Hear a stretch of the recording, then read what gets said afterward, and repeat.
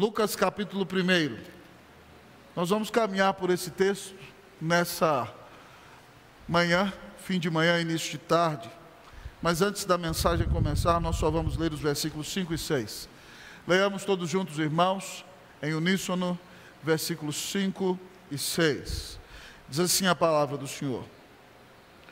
Nos dias de Herodes, rei da Judéia, houve um sacerdote chamado Zacarias, do turno de Abias. Sua mulher era das filhas de Arão e se chamava Isabel.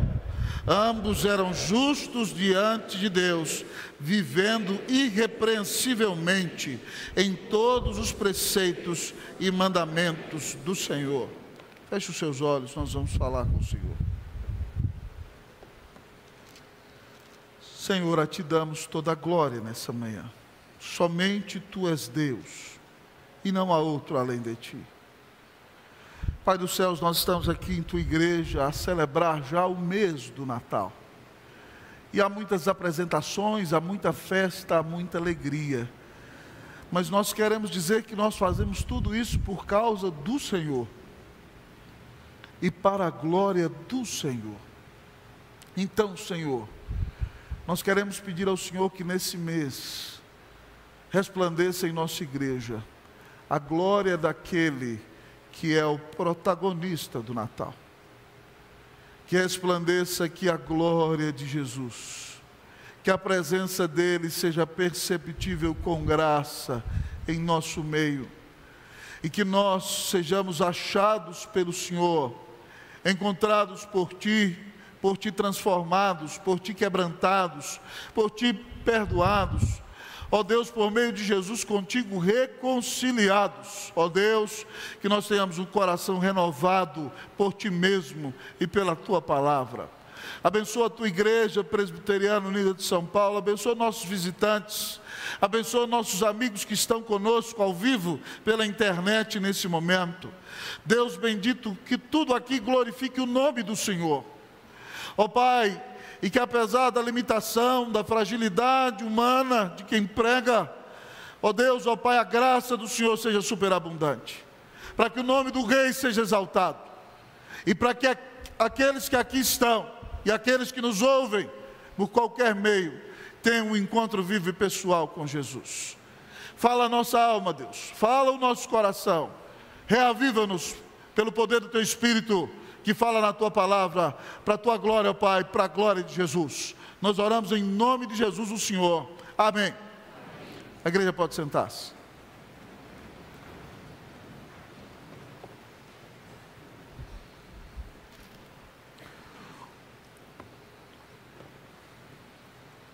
O Natal é o começo da maior de todas as vitórias.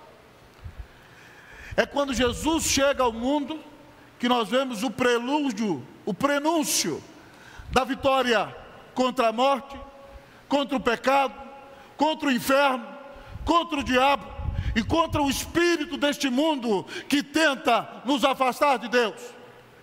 Então, desde o início, toda a história que circunda a história do Natal vem nos revelar que Cristo veio ao mundo para nos dar uma grande vitória espiritual.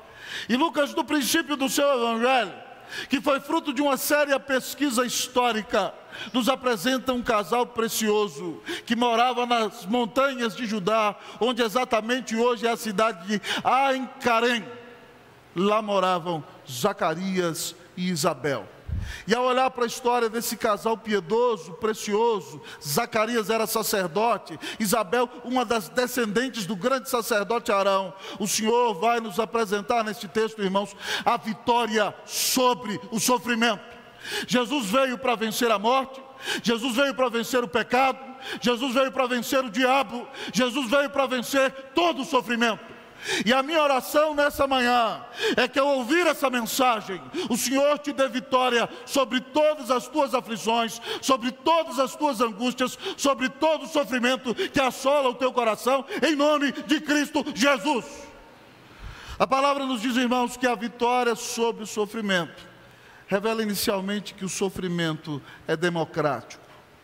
A vitória sobre o sofrimento revela inicialmente que o sofrimento é democrático. Vamos olhar para o texto com atenção? Eu vou ler novamente os versículos 5 e 6 e você vai ler os 7, 5 e 6. Diz assim o texto: Nos dias de Herodes, rei da Judéia, houve um sacerdote chamado Zacarias do turno de Abias. Sua mulher era das filhas de Arão e se chamava Isabel. Ambos eram justos diante de Deus, vivendo irrepreensivelmente em todos os preceitos e mandamentos do Senhor. Você lê o 7, por favor.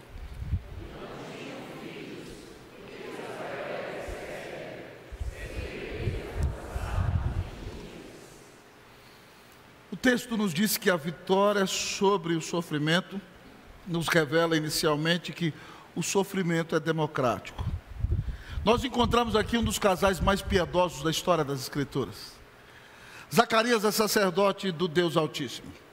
O texto diz que ele é do turno de Abias. No segundo ponto eu falo sobre isso.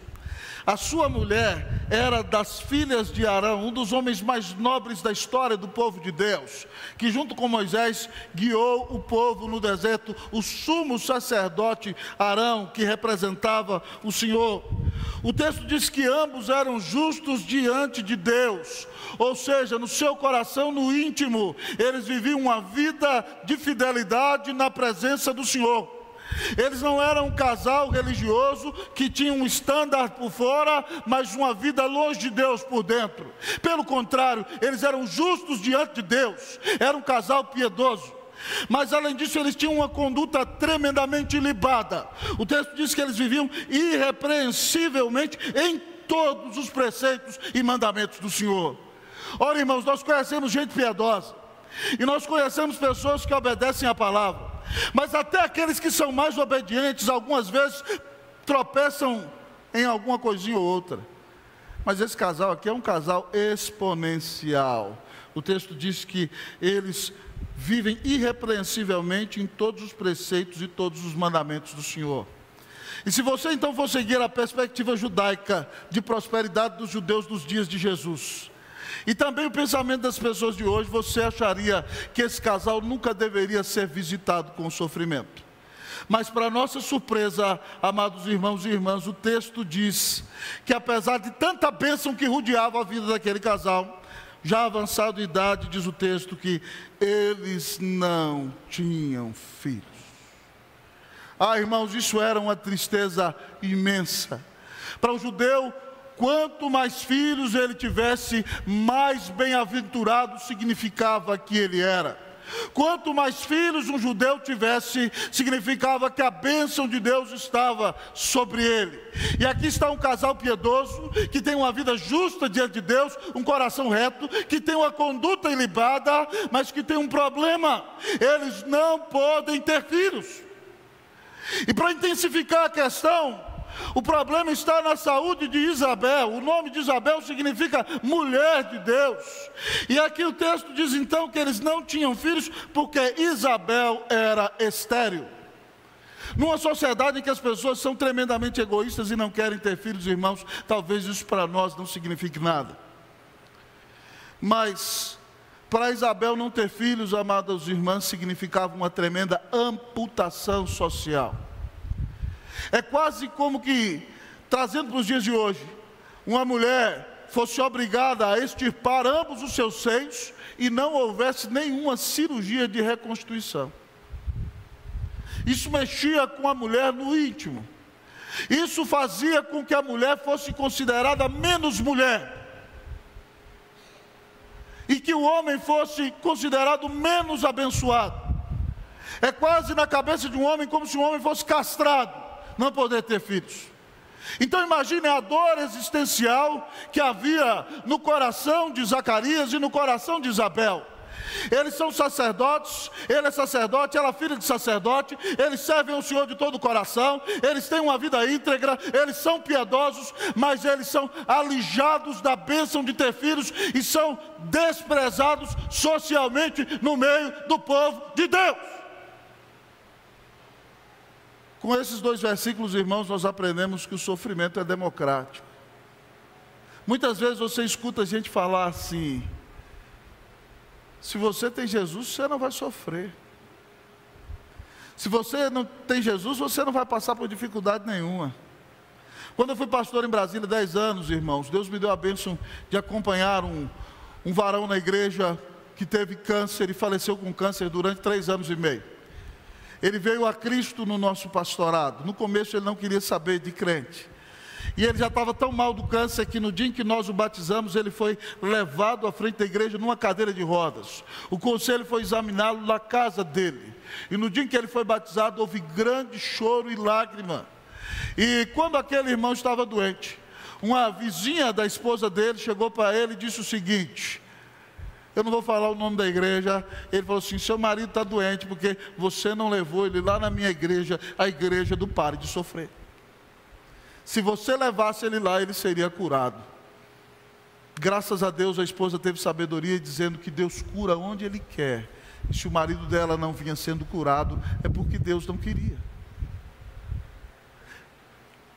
Meu irmão, o sofrimento é democrático. Ele vai na casa do rico e ele vai na casa do pobre. Ele vai na casa daquele que é abastado financeiramente e na casa daquele que não tem nada. Ele chega na casa daquele que tem 2, 3, 4, 5 pós-doutorados e vai na casa daquele que nem sabe ler. O sofrimento é democrático. Ele visita a vida do ímpio, daquele que anda longe de Deus e vive uma vida devassa e perdida no mundo, mas ele também visita a casa do cristão. O sofrimento é democrático. Talvez você esteja passando por um grande sofrimento. Talvez você experimente hoje uma grande provação. E talvez você esteja questionando: será que eu sou crente de verdade? Ou talvez você chegou às raias da loucura e está a ponto de dizer: será que o Senhor me ama mesmo? Porque eu estou passando por essa situação de grande desprezo? Porque eu estou passando por essa situação tão terrível de angústia? Irmãos, nesse mundo o sofrimento é democrático. E até aqueles que Deus mais ama vão enfrentar lutas, vão enfrentar angústias, vão passar por provações, vão enfrentar o sofrimento. Não creia que você é menos crente por causa disso. Não creia que Deus deixou de te amar. Ele tem os seus eternos propósitos e tudo que Ele realiza na tua vida é para o teu bem. Fique atento e entenda que o sofrimento não é privilégio somente seu, e que Deus tem algum propósito em tudo isso. Para vencer o sofrimento, você precisa saber que o sofrimento é democrático. Ele chega na casa do ímpio e chega na casa do crente, e por isso Ele também visita os nossos lares. Mas todos nós queremos ter vitória sobre o sofrimento. Além de entender que o sofrimento é democrático, nós também precisamos entender que o sofrimento é limitado. Além de entender que o sofrimento é democrático, graças a Deus, nós podemos entender que o sofrimento é limitado. Vamos para o texto bíblico. Nós vamos ler agora do versículo de número 8 até o versículo de número 17, responsivamente. Leiamos todos. Nós vamos caminhando no texto nesse sermão. Ora, aconteceu que, exercendo ele diante de Deus o sacerdócio, na ordem do seu turno, coube-lhe por sorte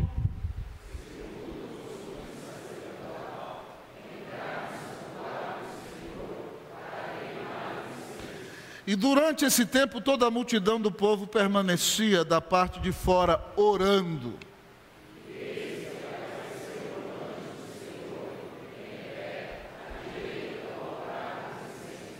Vendo Zacarias, turbou-se e apoderou-se dele o temor.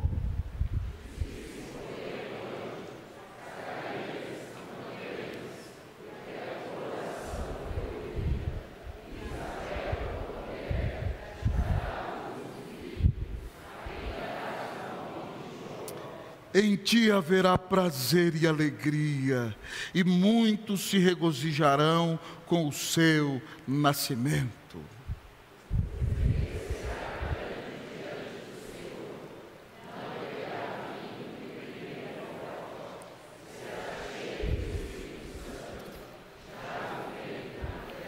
E converterá muitos dos filhos de Israel ao Senhor seu Deus. Vocês o 17.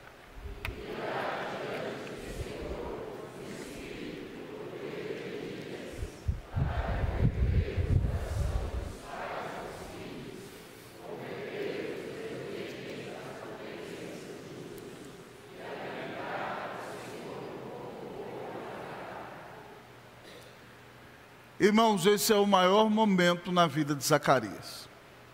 Durante muitos anos eles mantiveram a fidelidade no meio de grande dificuldade. E agora chegou o dia em que Zacarias vai entrar no templo, no Santo dos Santos, para oferecer o incenso ao Senhor. A palavra diz que ele é sacerdote do turno de Abias. Antes do exílio, irmãos, havia 24 turnos sacerdotais, porque existiam muitos sacerdotes. Quando eles voltam do exílio, voltam só em 4 turnos. Mas então os que lideram Israel pegam esses 4 turnos sacerdotais e os multiplicam de volta em 24 turnos. Então cada um dos sacerdotes estava em um turno. O turno de Abias era o 8º turno. Cada turno tinha a oportunidade 2 vezes por ano de entrar no Santo dos Santos para oferecer incenso. O Santo dos Santos era o lugar onde estava a presença de Deus. Então o sacerdote entrava ali com seus pecados já expiados e perdoados, se lhe amarrava uma corda na cintura, porque se ele fosse fulminado pela ira de Deus, caso estivesse em pecado, ele teria que ser arrastado. E o número de sacerdotes é tão imenso, tão imenso, tão imenso, que havia sacerdotes que nunca tinham a oportunidade em toda a sua vida de queimar o incenso. Então havia um sorteio entre eles por cada turno, e nenhum sacerdote poderia queimar o incenso mais do que uma vez em toda a sua vida. Então, diante desse contexto, você precisa entender que esse é o momento apoteótico da vida de Zacarias. Ele conseguiu viver esse momento com uma idade extremamente avançada. Provavelmente entre 80 e 90 já tinha Zacarias. Então esse é o momento mais apoteótico da sua vida. E esse momento era muito rápido, porque havia muita gente para participar. Então o povo ficava orando do lado de fora, e o homem entrava ali, queimava o incenso, e se Deus se agradasse dele, ele sairia dali abençoado. Se Deus não se agradasse dele, ele sairia dali morto. O texto então nos diz que algo fenomenal acontece no dia mais apoteótico e mais desejado da vida de Zacarias. Quando ele está oferecendo o incenso, aparece ali o grande mensageiro de Deus, o anjo Gabriel. E ele saúda Zacarias, e Zacarias tem medo. Mas ele diz que ele não precisa turbar-se e nem ter medo, porque Gabriel foi enviado pelo próprio Deus. E aí Gabriel começa a dar notícias maravilhosas para Zacarias, para dizer para ele que ainda que às vezes o sofrimento seja demorado, o sofrimento é limitado. Ele começa dizendo a Zacarias: Zacarias, não temas, porque a tua oração foi ouvida. Ah, irmãos, que música doce aos nossos ouvidos essa resposta. Quantas vezes você ora 1, 2, 10, às vezes 20, 30 anos, e algumas coisas que você pede nunca acontecem. Imagina, esse homem orou com a sua querida desde moços, e já se passaram 50, 60 anos. 60 anos depois, uma resposta de oração. Eu, irmãos, tenho experimentado na minha vida neste ano respostas de orações de quando eu tinha 16 anos, 17 anos, que eu não achava que nunca mais iam acontecer. Coisas que eu entendia que Deus estava dirigindo, e quando elas não aconteceram, eu deixei que morressem no coração. E de repente então, Deus começa a dar respostas quando você menos imagina. Deus ouve as nossas orações. O sofrimento é limitado, às vezes muito demorado, mas ele tem fim. E esse anjo começa a dizer que conhece Zacarias, fala: sua oração foi ouvida. Isabel, tua mulher, vai te dar à luz um filho. Você vai dar o nome do menino de João. João significa Yahvé, um doador gracioso. Deus é tremendamente gracioso e generoso, essa é a ideia do texto. E a palavra vai nos dizer, irmãos, que ao ensinar tudo isso, ele diz para Zacarias: em ti haverá prazer e alegria, muitos se regozijarão com o seu nascimento. E esse menino não é qualquer menino, esse menino é o profeta do Messias. O povo de Deus ficou mais de 400 anos sem ouvir Deus falar, e esse moço vai ser o profeta que vai se levantar para dizer que o rei está chegando. O filho de Zacarias vai jogar o tapete vermelho para que o rei entre em majestade. O filho de Zacarias tocará todas as trombetas para dizer: o rei está chegando. Então o texto da palavra de Deus, irmãos, nos diz que esse menino vai ser grande diante do Senhor. Ele não vai poder tomar bebida alcoólica, não vai beber nem vinho, nem bebida forte, vai ser nazireu. Vai ser cheio do Espírito Santo do ventre materno. Tudo que qualquer pai, qualquer mãe queria. Já pensou? Um menino cheio do Espírito Santo, João, desde o ventre materno, não responde, não deixa de fazer as tarefas, não dá trabalho, só tira 10. Glória a Deus! Que bênção maravilhosa! Bênção demais, cheio do Espírito Santo desde o ventre materno. Não vai ser cachaceiro, louvado seja Deus. Converterá, você não, imagina, nunca precisaram pegar o menino na sarjeta. Diz o texto que ele converterá muitos dos filhos de Israel ao Senhor seu Deus. Vai ser um evangelista usado pelo Senhor. Diz o texto que ele vai ser tremendamente corajoso. Diz aqui, irá diante do Senhor no espírito e poder de Elias. Ou seja, ele vai ter a mesma postura do profeta Elias. O profeta Elias metia medo, irmão, em todo mundo que servia o diabo. Ele usava uma roupa de couro e um cinturão de couro, irmão. E João Batista vestia do mesmo jeito. Ele tinha a mesma autoridade de Elias. Metia medo do capeta no inferno em todo mundo que andava longe de Deus. Era um brutamontes da graça. Diz o texto que esse menino ia converter o coração dos pais aos filhos. A sua mensagem ia servir para reconciliar as famílias. E diz o texto que ele ia converter os desobedientes à prudência dos justos e habilitar para o Senhor o povo preparado. Que promessas maravilhosas, irmãos. Saber que o sofrimento não dura para sempre. Saber que o sofrimento tem fim. Saber que um dia acaba essa dor que você está sentindo. Mas talvez você me diga, pastor, mas se essa dor acabar do jeito que eu não estou querendo? Preste atenção, a Bíblia diz que todas as coisas cooperam para o bem daqueles que amam a Deus.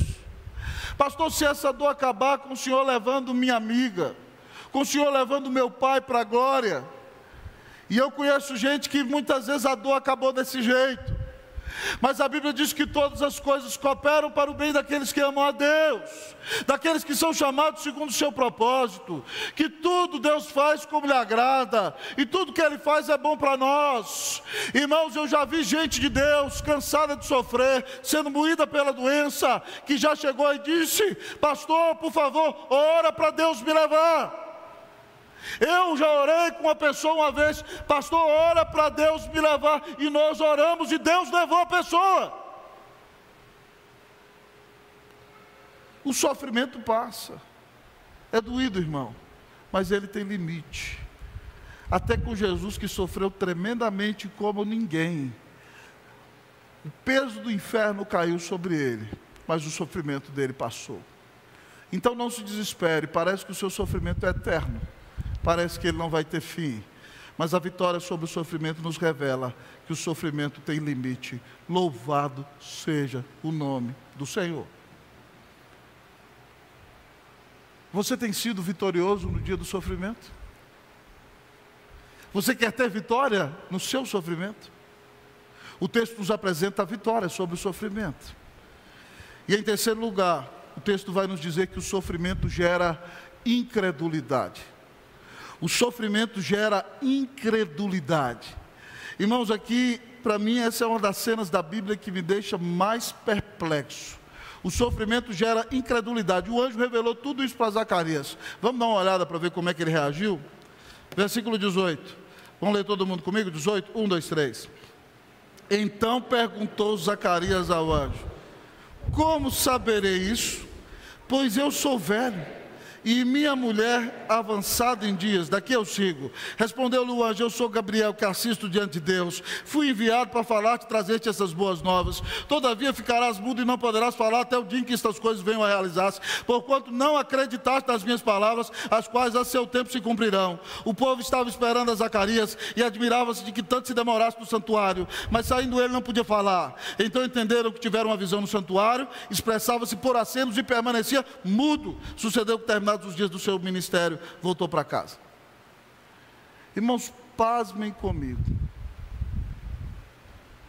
Pessoas que ministram na casa de Deus, que têm aparência de piedade, que são chamadas de justas pelo próprio Deus, podem se tornar tão incrédulas a ponto de se tornarem ateus existenciais. Pasme comigo com Zacarias. Ele já foi chamado de justo diante de Deus. Ele tem uma conduta irrepreensível. O anjo apareceu para ele e deu a melhor notícia: suas orações foram ouvidas. Você vai ter alegria e júbilo. Deus vai fazer algo maravilhoso na sua casa. E aqui nós olhamos para a vida de Zacarias. Pasme comigo, irmão. Zacarias está no momento mais glorioso da sua vida. O grande desejo dele era um dia poder entrar no Santo dos Santos, o lugar onde a presença de Deus. Então ele está no dia mais glorioso da sua vida, no lugar mais glorioso da terra, no lugar onde está a presença de Deus, fazendo o que ele mais desejava fazer: queimar o incenso, adorando o seu Deus. Ele estava diante do lugar do culto, da adoração, da glória, do louvor. E para completar, Deus faz algo maravilhoso, bota um anjo ali, uma revelação sobrenatural acontece. E isso me deixa perplexo, porque diante de tudo isso, o anjo fala para ele. A nossa tradução é educada, é polida, ela é de outra época. Ele diz assim: como saberei isso? Pois sou velho e a minha mulher avançada em dias. Uma tradução mais contextualizada diria, falar assim: você está doido, Gabriel? Isso é impossível. É isso que Zacarias está falando aqui. Olha para você ver o homem de Deus dando um surto de incredulidade. Isso é impossível. Eu já sou velhinho demais, e a minha velha já está mais velha do que a velhice. Ele não acreditava. O texto ensina que o sofrimento gera incredulidade. Irmãos, eu tenho ficado perplexo nesses anos de pastor, que eu tenho visto gente que ministra em nome de Deus, que trabalha na casa de Deus, que está envolvido com as coisas da igreja 24 horas, e porque sofreu há muito tempo, ou sofreu algo tremendamente intenso, deixou de acreditar em Deus. Não tem coragem de proferir com a boca, mas quando chega a hora do vamos ver, quando chega a hora do aperto, a pessoa não consegue esconder o que vai na alma. E eu admiro Zacarias, porque ele é sincero, ele é rasgado, ele não é hipócrita. Ele botou para fora no lugar onde não podia a incredulidade do seu coração. E olha para você ver como a incredulidade é sorrateira. No lugar mais santo, no momento mais santo, na hora mais apoteótica, a incredulidade se manifesta. Responda para mim: você é alguém que está servindo na igreja e se tornou um incrédulo existencial? Que quando chega a hora do aperto, você fala assim: deixa eu me defender, deixa eu preparar tudo aqui, daqui não vai sair mais nada, porque sabe-se lá se Deus vai aparecer e vai me defender? Isso é incredulidade, irmão, é falta de fé. E a Bíblia diz que sem fé é impossível agradar a Deus. Se você pode estar nesse púlpito pregando, e se o coração não crê, não agrada a Deus. Eu quero lhe perguntar: você é um incrédulo existencial? Ainda que professe ortodoxamente toda a doutrina reformada? O sofrimento gera incredulidade. E não é coisa de somenos, porque Gabriel não aceita bem a reação de Zacarias. Ele falou assim: espera aí, rapaz, vou lhe dizer uma coisa, seu Zacarias. Eu sou Gabriel, enviado da parte de Deus. Gabriel significa mensageiro de Deus. Eu fui mandado do céu para dar essa notícia para você. E ele diz assim: e você não acreditou, diz aqui o texto. Por todavia ficarás mudo, por causa disso você vai ficar mudo, não vai poder falar, até que essas coisas se realizem, porque não acreditaste nas minhas palavras, as quais a seu tempo se cumprirão. Louvado seja Deus, porque Deus disciplina a quem Ele ama. Gabriel falou assim: você é um sacerdote incrédulo, e porque você é um incrédulo, você vai ser disciplinado. 10 meses sem falar, até a esposa completar 40 semanas. Você não fala mais. E o povo assustado, fala, meu Deus, por que Zacarias não sai lá de dentro? Todo mundo achando que Zacarias já morreu. Aí quando Zacarias sai, ele começa a mexer a mão assim, e o pessoal fica todo mundo assustado, meu Deus, esse homem teve uma visão, e ele não consegue falar, termina os dias do sacerdócio e volta para casa. O texto está ensinando para mim e para você, meu irmão, que o sofrimento gera incredulidade. E se nós nos tornamos incrédulos, Deus tem que trazer à luz a nossa incredulidade, amado irmão, para nos corrigir. Irmão, presta atenção, o pecado se alimenta da escuridão. Esse dia eu perguntava para o meu filho, ele que entende de heróis, mas eu lembro quando eu vi aquele filme do Homem-Aranha, e apareceu aquele pseudo Homem-Aranha, fruto daquela gosma negra que era o Venom, e ele se manifestava mais durante a noite. Eu falei, meu filho, esse Venom aí é como o pecado. O pecado se manifesta na escuridão.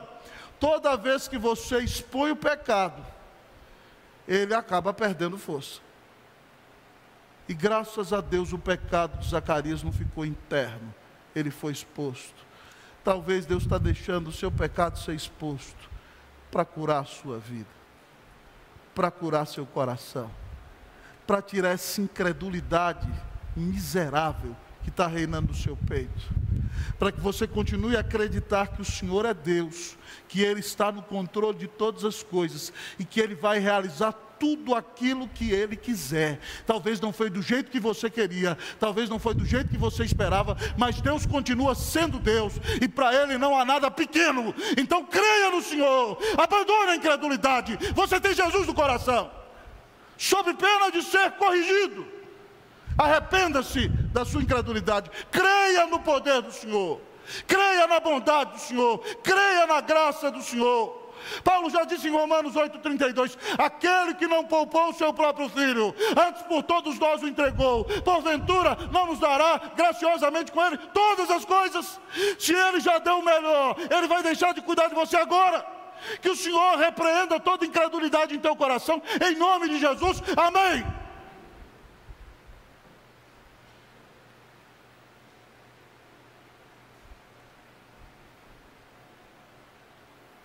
Você tem vencido o sofrimento? O texto nos apresenta a vitória sobre o sofrimento. O sofrimento é democrático, é limitado, mas gera incredulidade. Pastor, o que eu preciso mais saber para vencer o sofrimento? Em último lugar, o texto nos ensina que o sofrimento precede a bênção. O sofrimento precede a bênção. Nós vamos ler juntos os versículos 24 e 25. Eu vou ler o 24, a igreja 25. Passados esses dias, Isabel, sua mulher, concebeu e ocultou-se por 5 meses, dizendo, vocês irmãos,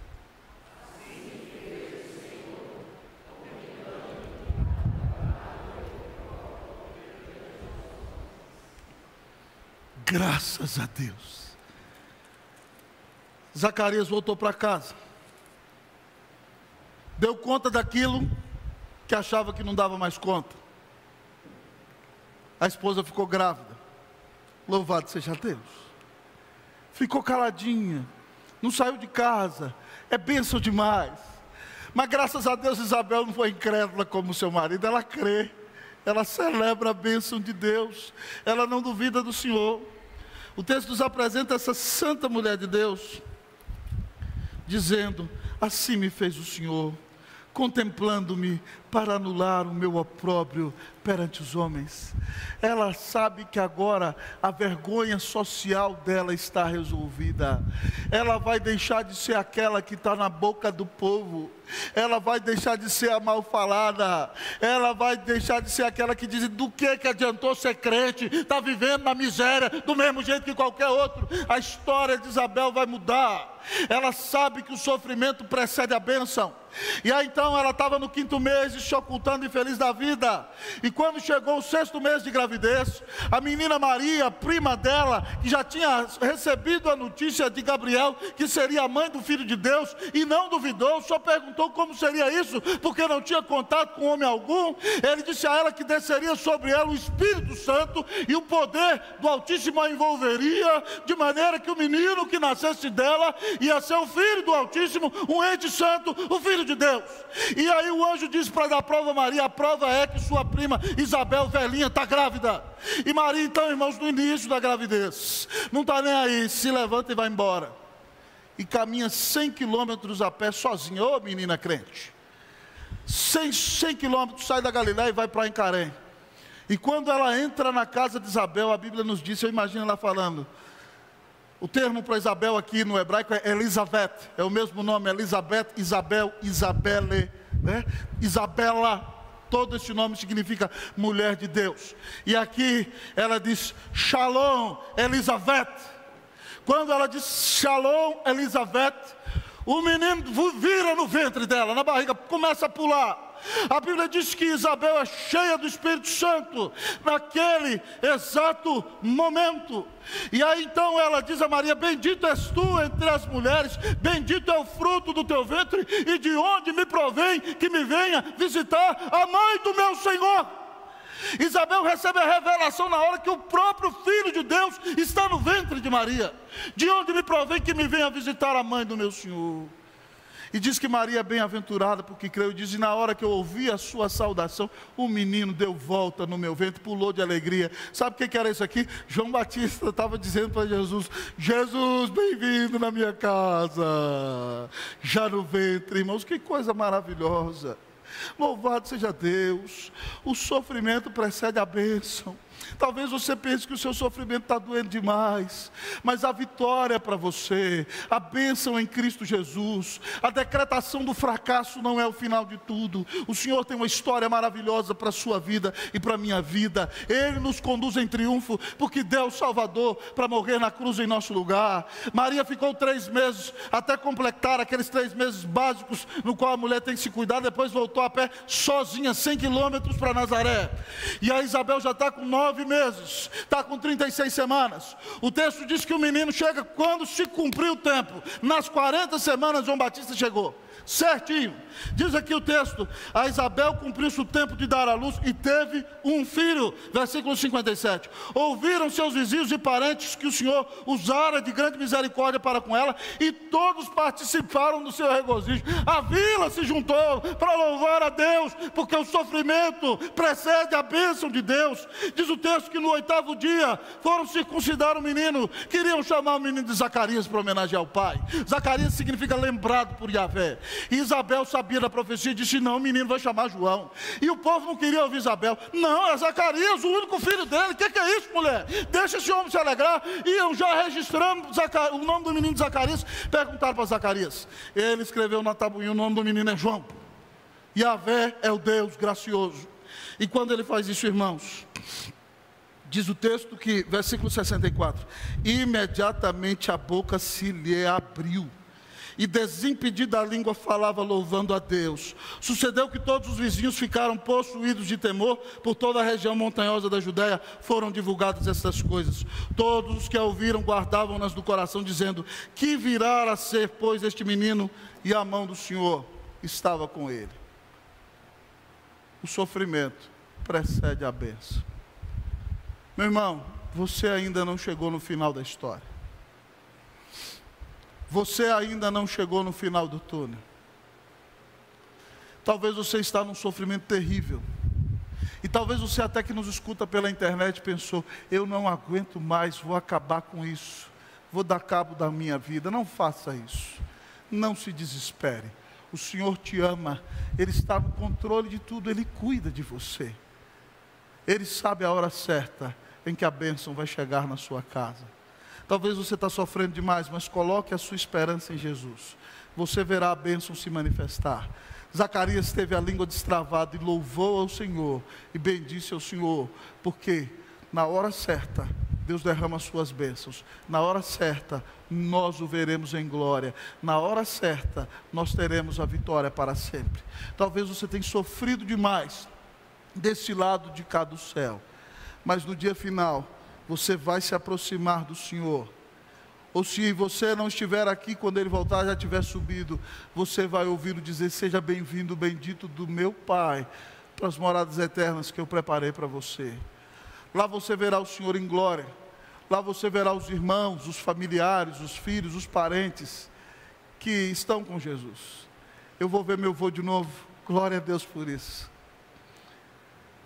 O sofrimento não é a palavra final. O Senhor tem uma vitória eterna para nós. Se você quer experimentar essa vitória, arrependa-se hoje dos seus pecados e creia que Jesus Cristo é o Filho de Deus, que morreu na cruz para te salvar. Talvez você me diga ao final dessa mensagem: pastor, eu não estou conseguindo ter essa vitória sobre o sofrimento, o que eu faço? Olhe para Jesus. Ninguém sofreu como Ele. O sofrimento é democrático, alcançou até o Filho de Deus. Ele recebeu o mar da ira de Deus na cruz em seu lugar. O sofrimento acabou, foi limitado, mas foi o mais intenso. O peso da espada do Deus eterno caiu sobre Ele. Nunca ninguém sofreu como Jesus, e sofreu por amor a você. Graças a Deus Ele nunca foi incrédulo. Até na cruz, quando Deus o espancava e o arrebentava por causa do meu e do seu pecado, Ele dizia: Deus meu, por que me desamparaste? Ele creu até o final. Ele confiou no seu Pai. E por causa disso Ele ressuscitou. Isaías profetizou: Ele verá o fruto do penoso trabalho de sua alma e ficará satisfeito. Com o seu conhecimento o meu servo justificará muitos, porque as iniquidades deles levará sobre si. Jesus já se alegrou quando Ele entrou na glória. Ele sentou-se à destra de Deus e foi celebrado por todos os anjos, porque venceu a morte, venceu o diabo, venceu o pecado na cruz, e no dia final nos buscará a todos, e nós passaremos a eternidade em sua presença. Então não viva como um derrotado, não viva como um pobrezinho, não viva lambendo as suas feridas, não viva se lamentando, não viva dizendo: ó vida, ó tristeza, ó azar. Você é a pessoa mais amada do mundo. Você custou o sangue do eterno Filho de Deus. Pare de olhar para os problemas, pare de olhar para as circunstâncias e olhe para o Senhor, que te amou e deu a vida na cruz para te salvar. Creia no Senhor, confie nele, clame o seu socorro. Ele vai te abençoar, Ele vai te dar força, Ele vai estar contigo, Ele te dará a vitória. Que Deus te fortaleça, que Deus te abençoe, que Deus te dê a vitória sobre o sofrimento, em nome do Senhor Jesus. Amém.